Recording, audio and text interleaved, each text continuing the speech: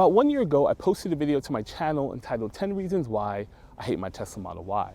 Now, at the time, I was 1 year into the ownership of my Model Y, and I talked a lot about both the pros and the cons of Tesla ownership. But here we are 2 years later, right before I have to give this car back for its lease turn-in, and I wanted to once again answer that same question 2 years later, why I still hate my Tesla Model Y.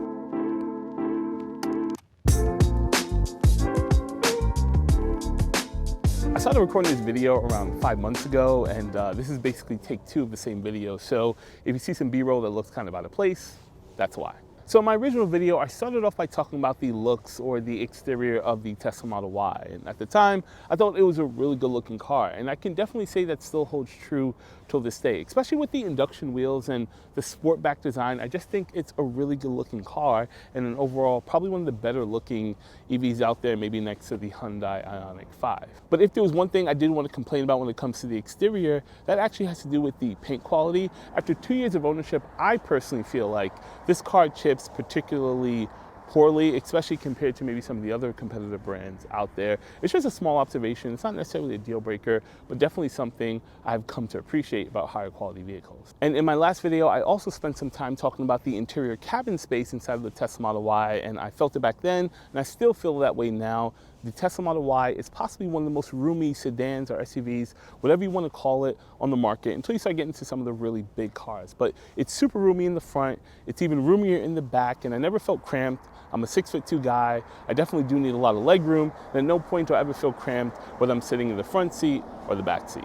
And while we're on the subject of the interior, I still think this is one of the weakest points of my Tesla Model Y, and in fact, all Teslas in general. I think the interior quality is just subpar, especially when you compare it to a more traditional vehicle manufacturer out there, not even luxury.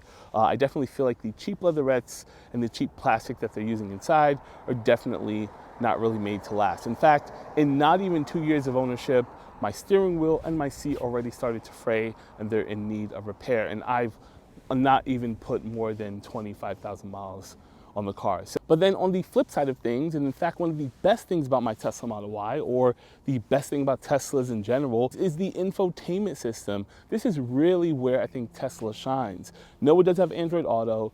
No, it does have Apple CarPlay. It's got something better. It's got Tesla's own operating system. And you're gonna get a ton of over-the-air updates, continuous upgrades. You're also gonna get really good maps. You're gonna get built-in applications such as Tidal, Spotify, and Apple Music. You're gonna have games and movie watching or streaming applications, which admittedly is a bit of a gimmick, not something I would ever use inside of my car, but it is there if you fancy to use it. Overall, I just think Tesla's infotainment system and their operating system, despite all its quirks, I have had to restart it while actually driving my car one time, but despite all its quirks, I think it's one of the best things about my Tesla Model Y. And then I also talked a little bit more about the driving experience. Now, here we are 2 years later, and I still think some parts of it are good and some parts of it are, I mean, when it comes to the pure acceleration, I mean, this thing pulls. I've never driven a Ferrari or a Lamborghini or, Porsche, but I can imagine that's what this feels like.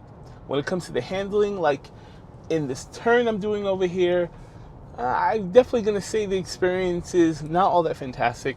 Maybe I'm unfairly comparing it to my old BMW, which, had a rear bias acceleration, which I actually think this car is rear bias, but it also had, adaptive suspension, individual wheels, and it just was a little bit of a better system. The handling just doesn't feel as good on the Tesla. But overall, I'm gonna say that the driving experience is okay. I give it about a 5 out of 10, mainly because of that acceleration. Now, something I should have talked about in my last video, which I definitely want to talk about in this one, is actually the cost of ownership, which is actually a major pro when it comes to the Tesla Model Y. So at the time we purchased this vehicle or leased this vehicle, the MSRP was around $56,000. And also at the time, interest rates were really good. So we ended up paying for a 2-year lease at 10,000 miles a year, around $540. Now, we do also live in the state of New Jersey, so that comes with a number of other benefits when it comes to costs. Number one, you pay no sales tax on any EVs that you lease or purchase. So for this one, we didn't end up paying any sales tax, but on top of that, you also got a direct cash incentive of $4,000, which pretty much covered our down payment. So we were pretty much $540 a month, for the most part clean when it came to leasing this car. Now, aside from the monthly cost of the vehicle, you also have to factor in maintenance, and Of course, as you probably know, when it comes to EVs or Tesla specifically, there is little to no maintenance costs. We probably ended up spending around $900 over the last 2 years in maintenance, and that was primarily because we had to change a couple of tires due to, just simple road conditions that any car would pretty much run into. And that, of course, is going to segue us into the other side of cost of ownership, and that's going to be the cost of charging my Tesla Model Y. Now, once again, another really great situation, but for the first year of ownership or the first year of leasing on my Tesla Model Y, my wife and I lived in a building that offered free level 1 charging. Now, it was level 1, so it was a bit slow. However, it was free, so we couldn't really complain. So with that combination of a fairly low monthly expenditure when it comes to my leasing costs, little to no maintenance costs, and free charging for the first year, as well as a couple of free supercharging miles, I'm definitely going to say one of the biggest pros over the last 2 years of ownership of the Tesla Model Y is going to be the cost of ownership. Now, as much as I think the low cost of ownership and free charging that I find in places like my old building is a major pro when it comes to my last 2 years of ownership of the Tesla Model Y, I also think charging a car in general just comes with a lot of major cons. So I talked about this in my last video, and here we are 2 years later, and pretty much nothing has changed. We haven't gone through that energy revolution that I was talking about, and that's going to result in you having an EV that just doesn't get the same type of range that you would typically get out of an ICE or traditional gas vehicle. Now, because of that lack of range, I have found myself over the years typically charging my Tesla Model Y more frequently than I did fill up my ICE. Now, in all honesty, for my day-to-day driving needs, the lower range and more frequent charging hasn't been too much of an issue, except for in 2 scenarios. One being road trips where, of course, the more frequent supercharging stops actually extends the length of my trip, especially when you have a long drive, but then also when it comes to running local errands. This is actually something a lot of Tesla owners don't really talk about. When you're going from destination to destination, you might possibly run into a situation where you're out of range or out of power in your vehicle, and you have to actually plan your day around a supercharging stop. The point I'm trying to get across is charging any EV in almost any scenario can be a major inconvenience, and it's definitely something that I thought about very heavily when I considered whether I still like this vehicle or not. All right, so there you have it. My list of things that I both like and dislike about my Tesla Model Y after 2 years of ownership. But now I'd like to address that question that I posed at the very beginning of this video. After 2 years of ownership, do I still hate my Tesla Model Y? If I had to honestly answer that question, I'd have to say, yeah, I do actually hate this car, probably more now than I did even before. And then of course, it's gonna naturally lead us into the next question, well, why?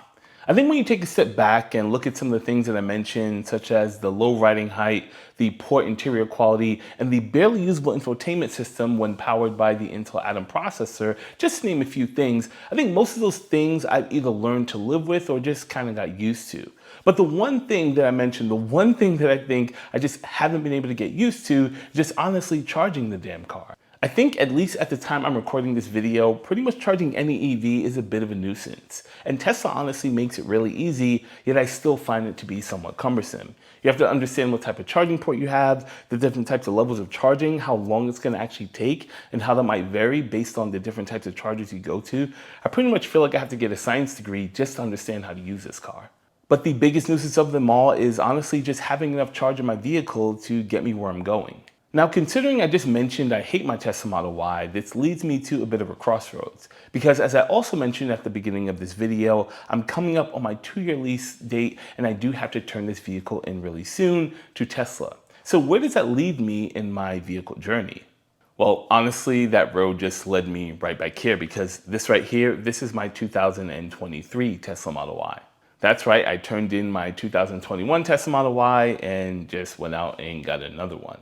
Now, I know what you're probably thinking, another gotcha moment, or this guy's a bit of a hypocrite, and no, not necessarily. I think just at the time when we were shopping for a vehicle, we kind of got used to the EV space and wanted to stay in the EV space. There were quite a bit of conveniences that kind of came along with it. And when looking at the landscape, the other competitors were either significantly more expensive or the platform just wasn't as mature as Tesla. And then of course, at least at the time, we wanted to make sure we were staying within the supercharger network if we were going to go for another EV. Now, of course, this is all before the announcement and the release of the CCS Magic Docks, and also before Ford and Rivian and other manufacturers had decided to go for Tesla's native connector. But yeah, at the time, I think we had just gotten so used to the Tesla Model Y and honestly didn't like a lot of the other vehicles out there, EV or ICE alike.